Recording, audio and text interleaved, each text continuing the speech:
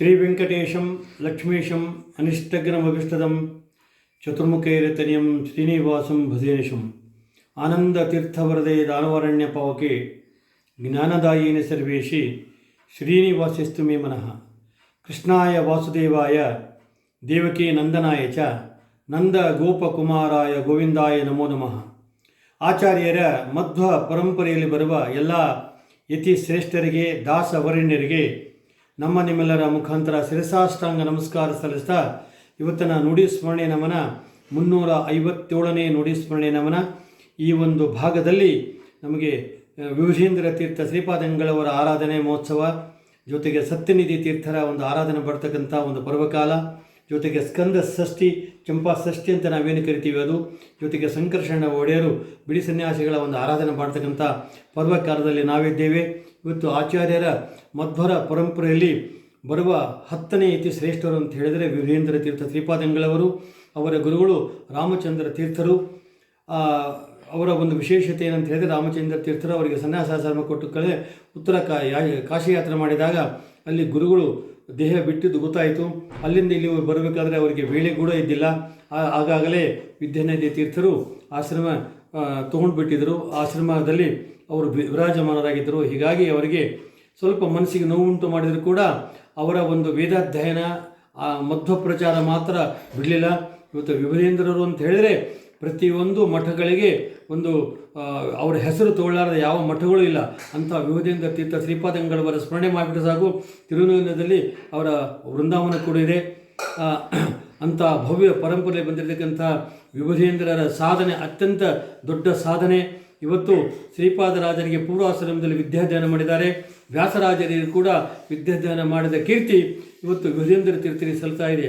ಇವತ್ತು ದಾಸ ಸಾಹಿತ್ಯ ಇಷ್ಟು ಉಜ್ವಲವಾಗಿ ಬೆಳೆಯಬೇಕಾದರೆ ವಿಭುಧೇಂದ್ರ ತೀರ್ಥರ ಒಂದು ಕೃಪಾ ಕಟಾಕ್ಷ ಕೂಡ ಅಷ್ಟೇ ಪ್ರಮಾಣದಲ್ಲಿದೆ. ಯಾಕಂದರೆ ಅವರು ವ್ಯಾಸರಾಜರಿಗೆ ಗುರುಗಳಾಗಿ ವೇದಾಧ್ಯಯನವನ್ನು ಮಾಡಿ ದಾಸ ಸಾಹಿತ್ಯ ವ್ಯಾಸ ಸಾಹಿತ್ಯವನ್ನು ಎರಡೂ ಕಲಿಸಿಕೊಟ್ಟಿರ್ತಕ್ಕಂತಹ ಮೂಲ ಗುರುಗಳು ವಿಭುಧೇಂದ್ರ ತೀರ್ಥ ಶ್ರೀಪಾದಂಗಳವರ ಸಾಧನೆ ಅದ್ಭುತ. ಸಾಧಾರಣ 55 ವರ್ಷ ಅವರು ಪೀಠದಲ್ಲಿರ್ತಕ್ಕಂಥ ಮಹಾನುಭಾವರು. ಇವತ್ತು ನೋಡಿದರೆ ಕೇವಲ 5-6 ವರ್ಷಗಳಿಂದ ಇದ್ದರೆ 55 ವರ್ಷ ಅವರು ಸತತವಾಗಿ ಆಚಾರ್ಯರ ಮಧ್ವರು ಕೊಟ್ಟಿರ್ತಕ್ಕಂಥ ಪ್ರತಿಮೆಗಳ ಪೂಜೆ ಮಾಡತಕ್ಕಂಥ ಮಹಾನುಭಾವರು. ಇಡೀ ದೇಶ ಸಂಚಾರ ಮಾಡಿದವರು. ರಾಯರ ಮಠಕ್ಕೆ ಅಂದರೆ ರಾಘವೇಂದ್ರ ಸ್ವಾಮಿಗಳ 7 ತಲೆಮಾರು ದೊಡ್ಡವರು ಅಂತ ಹೇಳಿದರೆ ಅಂಥ ಮಹಾನುಭಾವರ ಒಂದು ಕೊಡುಗೆ ಇವತ್ತು ನಮಗೆ ಇದೆ. ಅಂಥ ಮಹಾನುಭಾವರ ಸ್ಮರಣೆಯನ್ನು ನಾವು ನೀವೆಲ್ಲರೂ ಮಾಡೋಣ ಅಂತ ಹೇಳ್ತಾ, ಜೊತೆಗೆ ಸತ್ಯ ನಿಧಿ ತೀರ್ಥ ಶ್ರೀಪಾದಂಗಳವರ ಆರಾಧನೆ ಕೂಡ ಬರ್ತಾ ಇದೆ. ಅದರ 18ನೇ ಯತಿ ಶ್ರೇಷ್ಠರು ಸತ್ಯನಿಧಿ ತೀರ್ಥ ಶ್ರೀಪಾದಂಗಳವರು. ಅಂಥ ವಿಶೇಷ ಇರತಕ್ಕಂಥ ಸತ್ಯನಿಧಿ ತೀರ್ಥರ ಅವರು ಕೇವಲ 7 ವರ್ಷ ಮಾತ್ರ ಪೀಠದಲ್ಲಿದ್ದರು. ಆ ಪೀಠದಲ್ಲಿದ್ದರೂ ಕೂಡ ಸತ್ಯವೃತ ಶ್ರೀಪಾದಂಗಳವರಿಂದ ಅವರು ಆಶ್ರಮ ಸ್ವೀಕಾರ ಮಾಡಿ ಸತ್ಯನಾಥರಿಗೆ ಅವರು ಆಶ್ರಮ ಕೊಟ್ಟರು. ಅಂಥ ಮಹಾನುಭಾವರ ಸ್ಮರಣೆಯನ್ನು ನಾವು ನೀವೆಲ್ಲರೂ ಮಾಡೋಣ ಅಂತ ಹೇಳ್ತಾ, ಜೊತೆಗೆ ಸ್ಕಂದ ಷಷ್ಠಿ ಚಂಪಾ ಷಷ್ಠಿ ಅಂತ ನಾವೇನು ಕರಿತೀವಿ, ಕಡೆ ಕಾರ್ತಿಕ ಅಂತ ಹೇಳಿ ಏನು ವರ್ಣ ಉಪಯೋಗ ಮಾಡ್ತೀವಿ. ಅಂದರೆ ಕಾರ್ತಿಕ ಮಾಸ ಮುಗಿದ್ರೂ ಕೂಡ ಆ ಕಾರ್ತಿಕ ಮಾಸ ಇನ್ನೂ ದೀಪೋತ್ಸವ ನಡೆತಕ್ಕಂಥ ಕೊನೆಯ ದಿನ ಎಲ್ಲ ದೇವಸ್ಥಾನಗಳಲ್ಲಿ ದೇವಾಲಯಗಳಲ್ಲಿ ಮಠಗಳಲ್ಲಿ ಬಹಳ ವಿಜೃಂಭಣೆಯಿಂದ ಚಂಪಾ ಷಷ್ಠಿ ಕಾರ್ಯಕ್ರಮ ಮಾಡ್ತಾರೆ. ಅಂಥ ಕಾರ್ಯಕ್ರಮದಲ್ಲಿ ತಾವೆಲ್ಲರೂ ಭಾಗವಹಿಸ್ತಾರೆ ಅಂತ ಹೇಳ್ತಾ, ಜೊತೆಗೆ ಸಂಕರ್ಷಣ ಒಡೆಯರ ಕೀರ್ತಿ ಅದ್ಭುತ.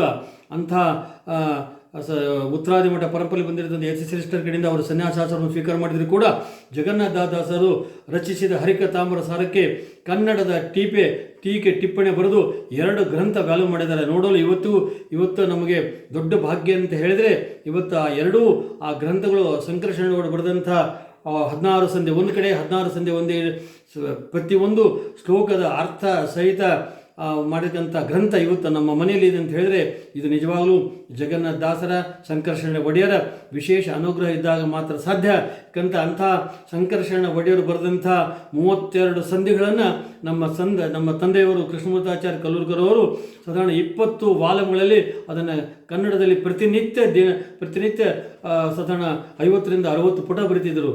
ಇವತ್ತು ಅವರ ಸಾಧನೆಯ ಫಲ ಇವತ್ತು ನಮಗೆಲ್ಲರಿಗೂ ವಿಶೇಷ ಅನುಗ್ರಹ ಆಗಿದೆ ಅಂತ ಹೇಳ್ತಾ, ಅವರು ಬರೆದಂಥ 20 ಗ್ರಂಥಗಳು ಕೂಡ ನಮ್ಮ ಮನೆತನದಲ್ಲಿವೆ. ಇವತ್ತು ಯಾಕಂತ ಹೇಳಿದ್ರೆ ಪ್ರತಿಯೊಬ್ಬರನ್ನು ಸ್ಮರಣೆ ಮಾಡೋದು ಕೂಡ ನಮ್ಮ ಕರ್ತವ್ಯ. ಅವರು ಏನು ಮಾಡಿದ್ದಾರೆ ಅನ್ನೋಕ್ಕಿಂತ ನಾವು ಅವರಿಗೆ ಏನು ಮಾಡಿದ್ದೀವಿ ಎಂಬುದೇ ದೊಡ್ಡ ಮುಖ್ಯ ಅಂತ ಹೇಳ್ತಾ, ಸಂಕರ್ಷಣ ಒಡೆಯರ ಸ್ಮರಣೆ ಮಾಡೋಣ. ಸ್ಕಂದ ಚಂಪಾ ಷಷ್ಠಿ ಬಗ್ಗೆ ಸ್ಮರಣೆ ಮಾಡೋಣ. ಸತ್ಯನಿಧಿ ತೀರ್ಥರ, ವಿಭುಧೀಂದ್ರ ತೀರ್ಥ ಶ್ರೀಪಾದಂಗಳವರ ಸ್ಮರಣೆಯನ್ನು ನಾವು ಮಾಡೋಣ ಅಂತ ಹೇಳ್ತಾ ಇವತ್ತಿನ ನೋಡಿ ಸ್ಮರಣೆ ಕೇಳಿದ ಪ್ರತಿಯೊಬ್ಬರಿಗೂ ಭಗವಂತ ಆಯುಷ್ಯ ಆರೋಗ್ಯ ಕೊಡಲಿ, ಪ್ರತಿಯೊಬ್ಬರ ಮನೆಯಲ್ಲಿ ಶುಭ ಕಾರ್ಯಗಳು ನಿರಂತರವಾಗಿ ನಡೆಯಲಿ ಅಂತ ಹೇಳ್ತಾ ಎಲ್ಲರಿಗೂ ಅಭಿನಂದನೆಗಳು, ಅಭಿವಂದನೆಗಳು.